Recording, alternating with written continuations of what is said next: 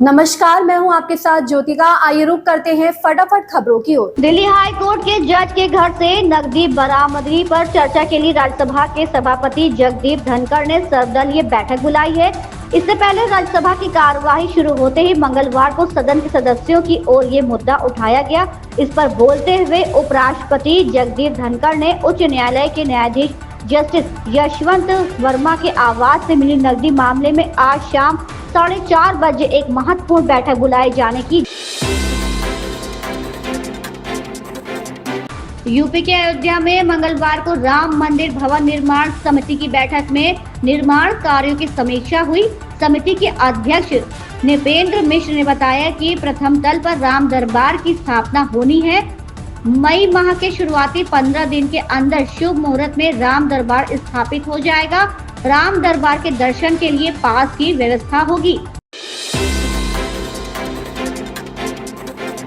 दिल्ली की मुख्यमंत्री रेखा गुप्ता ने मंगलवार को दिल्ली विधानसभा में 2025-2026 का 1 लाख करोड़ रुपए का बजट पेश किया। बजट पेश करते हुए सीएम गुप्ता ने कहा कि इस बार इंफ्रास्ट्रक्चर पर हमारा फोकस होगा। आज ऐतिहासिक दिन है। दिल्ली की नई सरकार ऐतिहासिक जनादेश के साथ आई है। उन्होंने कहा कि ये बजट केवल सरकारी लेखा जोखा नहीं है, ये 10 साल से बेहाल दिल्ली का बजट है। ये बजट पिछले साल की तुलना में 31.5% ज्यादा है। उन्होंने कहा कि पिछली सरकार ने दिल्ली को खोखला कर दिया था, जनता को सिर्फ सपने दिखाए गए।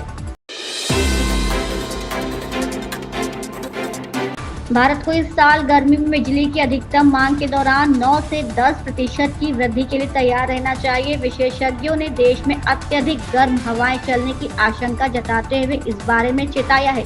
जानकारों का मानना है कि बढ़ती गर्मी के कारण एसी और वातानुकूल के दूसरे उपायों का इस्तेमाल बढ़ रहा है, जिससे ऊर्जा की खपत लगातार बढ़ रही है।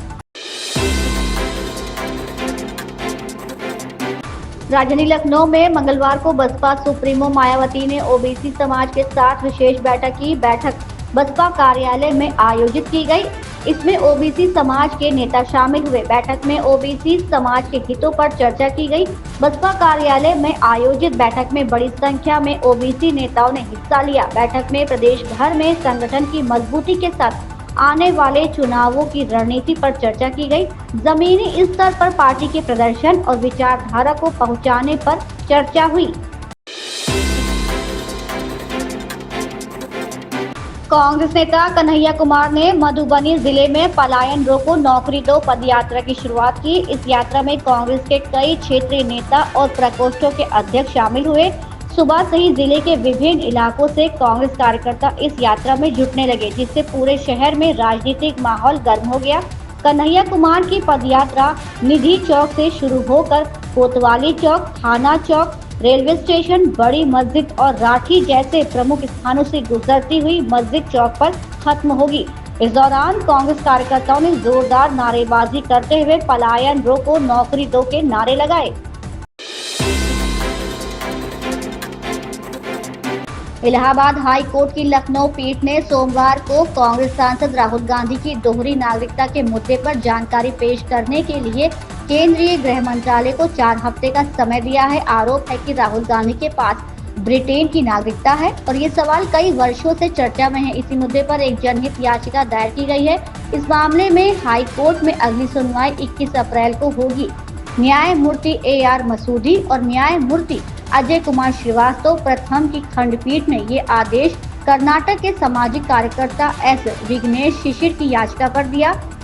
याची ने राहुल गांधी की कथित ब्रिटिश नागरिकता मामले में CBI जांच की मांग भी की थी। फिल्म रेड 2 से अजय देवगन के बाद अब रितेश देशमुख का पहला लुक सामने आया है, जिसमें वो एक नेतागिरी करते नजर आ रहे हैं। रितेश के इस नए लुक के साथ अजय ने उनकी भूमिका के बारे में भी जानकारी दी है।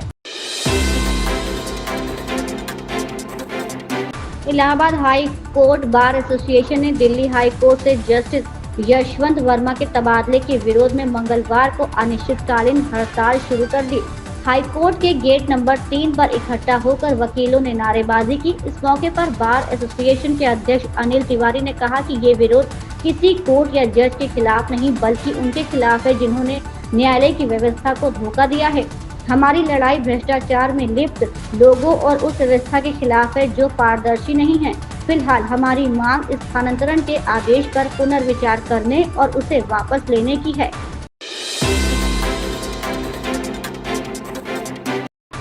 समाजवादी पार्टी प्रमुख अखिलेश यादव ने कहा, हमने पहले भी देखा है भाजपा और उनके कुछ नेता अगर वे सम्मान और प्रेम के साथ त्योहार मनाते हैं तो उन्हें सभी त्योहार मनाने चाहिए। समाजवादी पार्टी ने हमेशा कहा है कि सभी त्योहार मनाए जाने चाहिए और भाजपा ने अभी से ऐसा शुरू कर दिया है।